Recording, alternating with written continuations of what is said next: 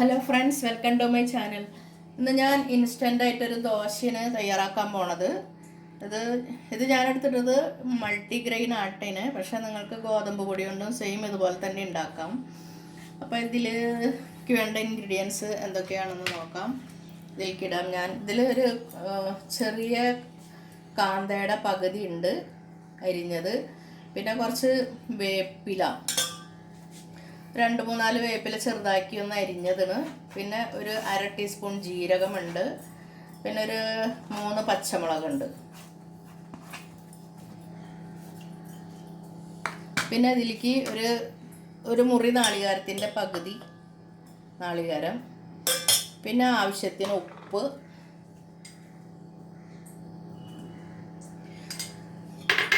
ഇതിട്ട് നന്നായിട്ട് മിക്സാക്കുക. കുറച്ച് വെള്ളം ഒഴിച്ചിട്ട് നമ്മൾ ദോശയ്ക്ക് കലക്കണം. ദോശയ്ക്ക് എത്ര അഴവ് വരുത്തും അതുപോലെ തന്നെ വെള്ളം ഒഴിച്ചിട്ടത് കട്ടയില്ലാതെ ഇങ്ങനെ മിക്സാക്കി എടുക്കേണ്ടി വരും.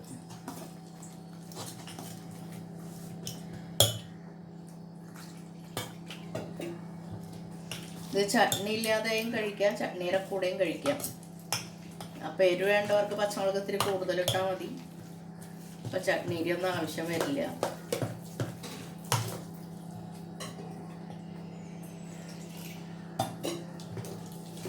ആവശ്യത്തിന് വെള്ളം കുറേശ്ശെ ഒഴിച്ച് കലക്കിയെടുക്കുക.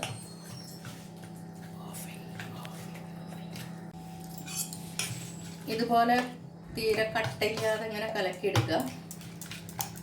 അപ്പോൾ ഉപ്പ് ആവശ്യത്തിന് ഇട്ട് കൊടുക്കുക.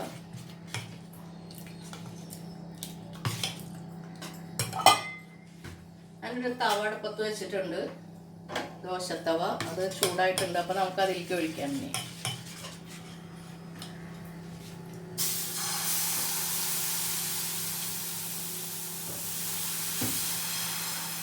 ഇത് കുറച്ച് കട്ടിയില്ലാവും, മറ്റേതുപോലെ അത്രയും കൂടെ കനം കുറച്ച് വരുത്താൻ പറ്റില്ല. കാരണം അതിൽ നാളികേരവും പിന്നെ കാമ്പിയൊക്കെ ഉള്ളതല്ലേ.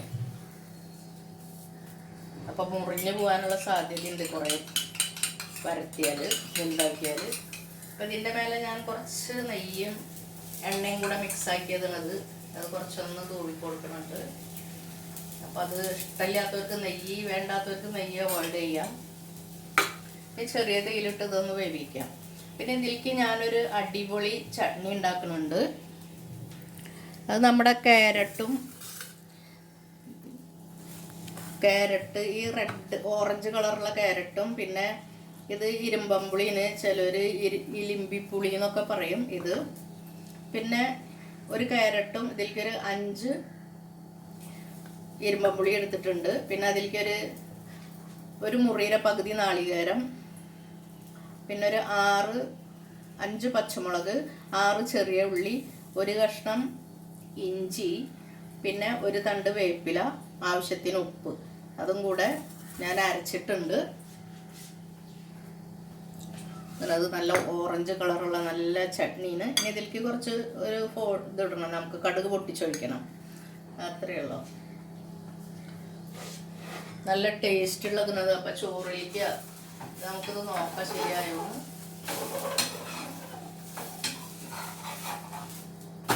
മറിച്ചിടുക, ഒന്ന് ലൈറ്റ് ബ്രൗൺ ആകുമ്പോൾ.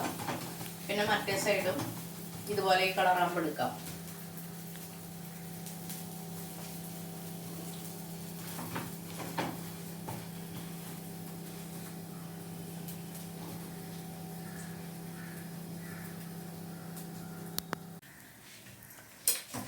അപ്പോൾ അതൊന്ന് മറിച്ചിട്ട് നോക്കാം. ഈ ഭാഗം വരിഞ്ഞിട്ടുണ്ട്. അപ്പം ഇങ്ങനെ എല്ലാം ചുട്ടെടുക്കാം. പിന്നെ അതുപോലെ തന്നെ ചട്നിക്ക് ഞാൻ ഇത്തിരി കടുക് പൊട്ടിച്ചിട്ടുണ്ട് എണ്ണയിൽ. അതിൽ കുറച്ച് വേപ്പില ഇടാം.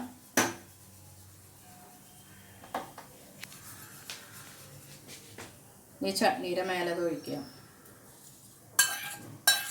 എണ്ണ ഒരു ചെറിയ സ്പൂൺ ഇട്ടിട്ടുള്ളൂ, കുറച്ച്. ആ കടുകൊന്ന് പൊട്ടാൻ മാത്രം. അപ്പോൾ നല്ല ടേസ്റ്റുള്ളൊരു ചട്നീന് ചോറിലേക്കും ചപ്പാത്തിയിലേക്കും അതുപോലെ തന്നെ ദോശയിലേക്കും ഒക്കെ നല്ലതാണ്. നമ്മുടെ അരിയുടെ ദോശ ഉണ്ടാക്കുന്നതും ഈ ദോശയ്ക്കും എല്ലാം നല്ലതാണ്. അപ്പോൾ നിങ്ങളെല്ലാവരും തയ്യാറാക്കി നോക്കുക. ഈ ചട്നിയും അതുപോലെ തന്നെ ഈ ദോശയും തയ്യാറാക്കി നോക്കുക, തയ്യാറാക്കി കഴിച്ചു നോക്കുക. എന്നിട്ട് നിങ്ങൾക്ക് എല്ലാവർക്കും ഇഷ്ടപ്പെട്ടെങ്കിൽ നിങ്ങളെല്ലാവരും ലൈക്ക് ചെയ്യുക, ഷെയർ ചെയ്യുക. സബ്സ്ക്രൈബ് ചെയ്യാത്തവർ സബ്സ്ക്രൈബ് ചെയ്യാനും മറക്കരുത്.